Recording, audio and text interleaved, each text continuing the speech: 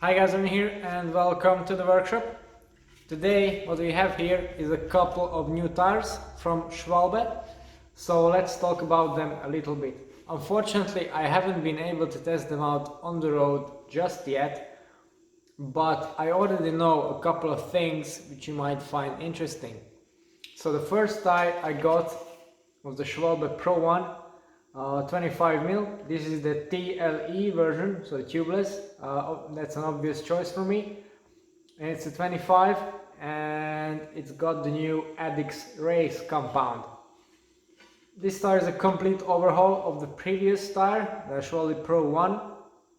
Now it's got some fancy additives to the name, and it should be different in a couple of key aspects.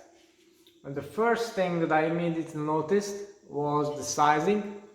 Now previously Schwalbe and perhaps most other tires ran too big on modern rims. That's because the sizes that were marked up on the sidewall were based on a clincher rim that was not very modern. If you put a tire like that on a wider rim, it will just grow quite a bit over that size. As an example, I was using the old Pro ones on my MV7.8, and there the 25mm version grew to 28.7, which is considerable, and it's not the best for aerodynamics. Now the first tire that fixed this was the Conti GP5000 TL and the regular version as well. These and also the Schwalbe are sized so they come up to what you would expect on a modern rim. So this is a 19mm internal width rim, MV5.6, and the 25mm tire comes up at exactly 25mm on there when inflated to a reasonable pressure. So that's a good thing, all things concerned, because you can still upsize your tires if you want more comfort, but if you're not really after that, if you're after all-out performance, aerodynamics, then you get this dialed. And since we're talking already about the GP5000, this is a tire I've been using extensively for this season, basically for all of my road riding. So I can draw some comparisons. Also, these two I think are currently the big dogs on the market when it comes to tubeless tires. The GP5000 is an excellent performer, but it has a couple of drawbacks. It's durable, it's puncture resistance, it's fast, so also quite grippy, good all-round tire. So where does the Pro One slot in?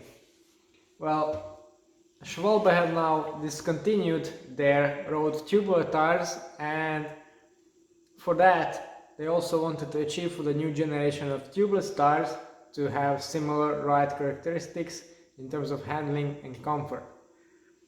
So this is one interesting prospect, because as much as I like the GP5000, even if you just unbox it and just fondle it around a little bit, you can feel that it's quite a thick, stiff tire, and it's also not the lightest.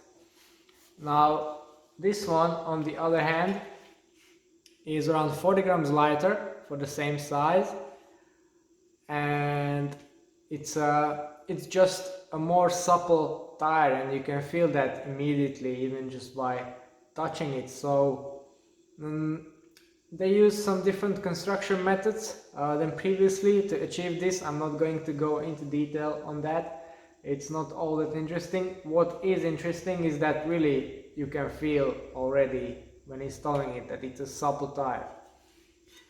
It has also one acronym in the name called Tubeless Easy, so TLE in short. Has this been achieved? And in most cases, road bike tubeless systems are not all that easy to set up. Again, drawing the comparison to the GP5000, this is a hard tire to fit on most rims. It's very tight, it has a stiff, slippery bead. It's just not so easy to put on. Then of course it inflates very easily, and also it holds the pressure very well, and it doesn't need all that much sealant to work. Where this tire is different, and I can already attest to that having it mounted on different rims, is that it's very easy to install. You can use just your hands if you have good technique in most cases, so that's a definite improvement. I guess the ride quality should be just improved. Hopefully the weather gets better sometime soon and I can try it out.